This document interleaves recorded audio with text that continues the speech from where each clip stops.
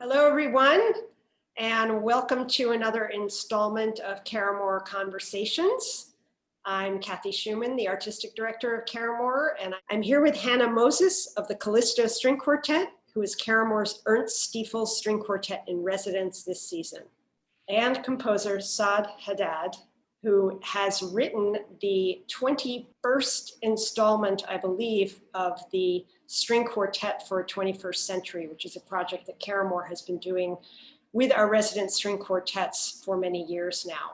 And we're always excited to be able to commission a new piece for our quartet in residence and premiere it during the summer season.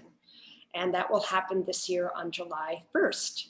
Saad, I just want to ask you first off, I guess, did you know the Callisto Quartet before they asked you to write this piece for them?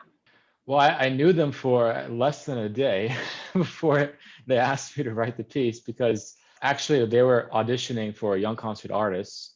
I think it was 2 years ago, and Paul, one of the members, I kind of just went up to him after or during intermission because I heard their Ligeti string quartet, and I just said, how much I enjoyed, their performance of it, and that I was on the roster, and I also had a string quartet if they wanted to check out at some point. And I guess they listened to it and they liked it enough that evening they said, "Oh, we might have something for you. Just hold on a little bit and we'll get it confirmed." And then I didn't realize it was Caramoor, and then lo and behold, it was like the fastest commission I've ever received, to be honest. And I still haven't met them in person. So this has all been a very different process than how it is usually in terms of writing a new piece. So Hannah, from the quartet side, I mean, I remember speaking about, hey, we want to commission something for you and asked you to come up with some names, and you came to us with Saad. So how did that happen on your side? Same thing? Yeah, I think it's sort of what Saad was saying, the timing sort of was perfect. And as he said, Paul met him when we were in New York very briefly, and we listened to Saad's other quartet, and we were really impressed, of course, and thought this would be a really interesting and fun collaboration. So it's been really wonderful working with him virtually, and we're very excited to get to finally, all four of us, get to meet him in person. Yeah, because you've been in California, I think, this whole year, Saad. Is that correct? No, I just was in I just like moved back with my parents for these last for just June and July actually, but I was in New York basically the whole time with my wife, kind of waiting there for this all to end. We didn't know how long it would be, so we didn't want to just unpack and move, but yeah, it turned out to be a lot longer than any of us expected. So Saad, your bio says that your music explores the disparate qualities inherent in Western art music and Middle Eastern musical traditions. Would you say that is the case with this piece as well? And if so, how have the Middle Eastern traditions come into this work? oh yeah, most definitely. I mean, all my pieces now deal with that kind of relationship. Even though I didn't really get started at all with Arabic music, I started with learning, on the piano, all that kind of stuff that people learn, beginner, intermediate piano. But then when I went to college at USC, I realized this kind of Arabic, heritage background that I had, which wasn't always at the forefront. And I realized I actually fell in love with it quite quickly once I started listening to a lot of the music, especially the early 20th century music coming out of Egypt, Lebanon, those kind of places. But with this specific piece, the influences I wouldn't say are as overt as some of my other pieces, because what I did with this piece is that it actually takes its formal structure from a very old piece by this kind of obscure composer theorist from Italy named Nicola Vicentino. And the reason I chose this particular piece as kind of a starting off point is because I've been kind of dealing with this situation in my head, like, okay, if I had these European composers, and mostly European composers I've been dealing with in this kind of mindset, and they had access to the Arabic maqamat, the scales, the philosophies, the techniques on the various Middle Eastern instruments. If they had access to this, what would they do in their musical style? So I did this with the first string quartet. There was a movement in it where I did this with a Bach fugue, and I had a lot of fun doing it. So I thought, okay, let me think bigger picture. Let me think of a whole formal piece. and figure out, okay, how can I make this work sectionally in terms of the Arabic maqamat? So it was a little bit more of like, I would say, more of an intellectual exercise than anything else on my part, because I don't expect anyone to catch those things, especially because that composer I mentioned, Vicentino, is not like, it's not Bach, it's not Debussy, it's not Mahler, any of those kind of people. But it was more for me to see, okay, to challenge myself, what can I do, thinking as he was thinking in his style. Will we hear Arabic influences in the music? Will there be tonal things that will make it sound that way, or is this very subtle? Yeah, so the best way to explain it is that in the Vicentino piece, there are 3 sections. So the first section is completely diatonic. So it's all these chords that are in root position, and it sounds very modal and like kind of church-like. And I decided to keep the music that way too. So in the string quartet, you hear like a lot of these harmonics playing these whole notes with glissandi and this kind of thing. And then the second section of the Vicentino, he calls it the chromatic section.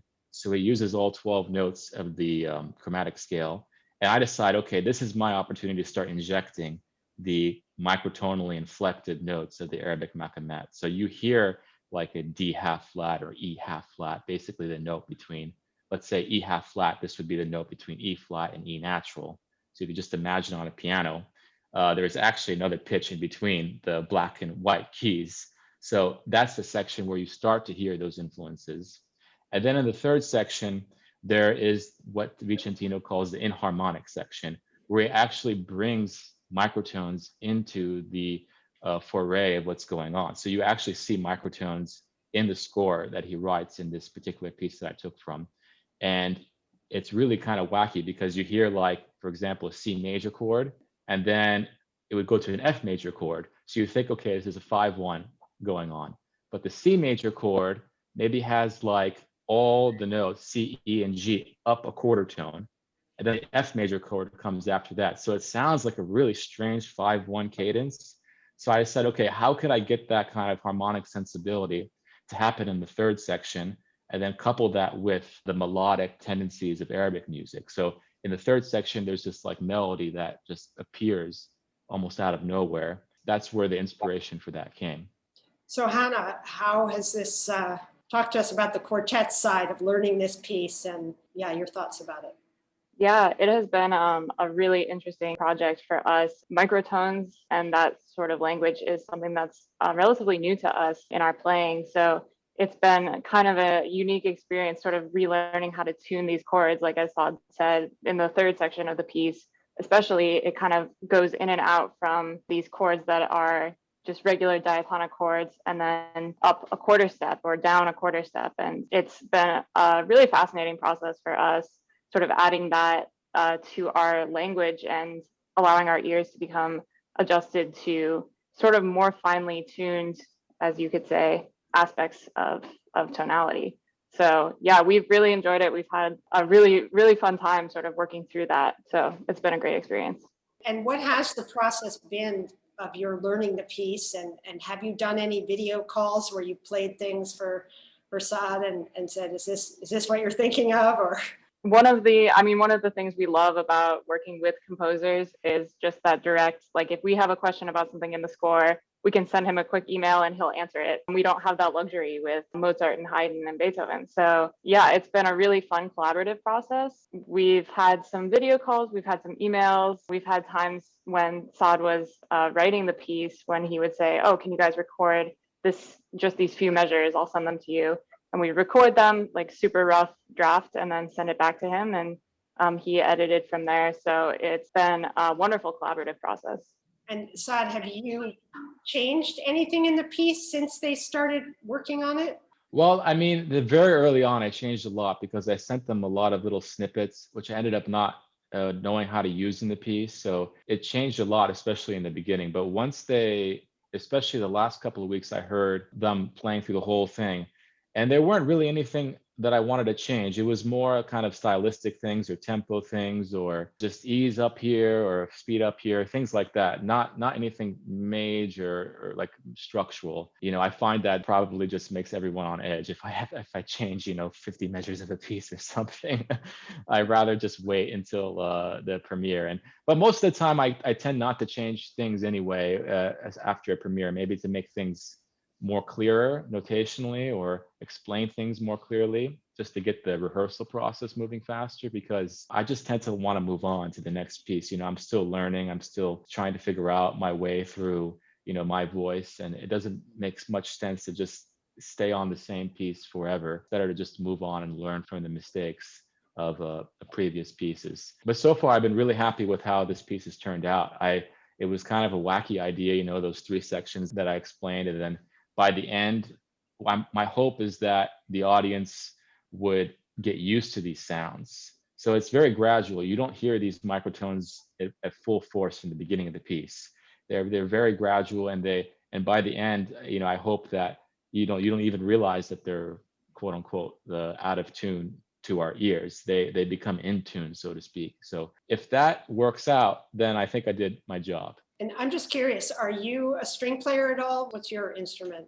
I don't really have an instrument. I mean, I work things out on the piano, but I wouldn't say that's my instrument either. Maybe the computer is my instrument. How about that? Yeah. So I'm just always curious how a composer knows how to write for various instruments. I mean, you've already written a string quartet, as you said, and I'm sure you've written many things for strings. But I mean, Hannah, I'm just curious, maybe not even with this piece, but just generally, if you receive pieces that you think, boy, this is hard to play on a cello. I'm just always curious how composers know how to write for specific instruments and what's possible on them. Yeah, we have had varying experiences with that. It does happen sometimes when a composer is not a string player and they'll send over a part and we'll say this note just isn't possible, or this harmonic that you're looking for is not, like, we don't have that on our instrument, something like to that effect. I think we've found with the piece that Saad is writing for us, everything is playable. So we're grateful for that. But I think that's always an interesting thing with composers too, and a great benefit that we can ask about these things. Like sometimes they have a specific sound in their head that they're looking for, and sometimes don't always know how to notate that. And so us being able to ask questions and send over various examples of things that we might be thinking of really helps the process and gives us a much clearer idea of what the composer's intent actually is. Is there anything else that you just love people to know about the piece, or to listen to, or a mindset to go into this premiere with? Anything else you'd like to share? Well, I mean, just to go in with an open mind, and that's all, because, when you listen to a brand new piece of music, it's almost like, going in, it's not like really any other experience, like in terms of art, because if you go see a film, for example, you're going to see that film. You're not seeing anything else. But when you go see a concert like this, there's the Beethoven, there's other pieces around, like on other days, or there are other things going on, and maybe they're going to go for that piece, for example, which is understandable.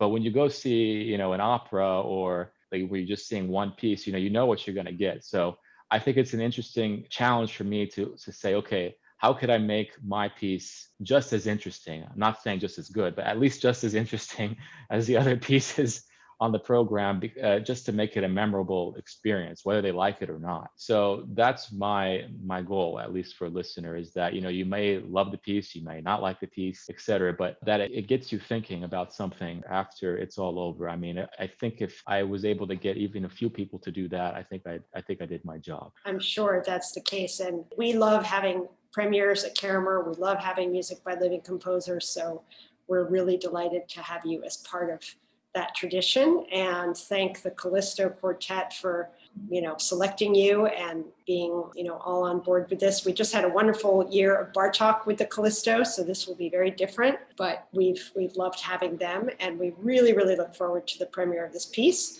and we hope to see any of you watching and others on July 1st at Caramoor. Thank you so much, Hannah and Saad. Thank you, Kathy. Thank you.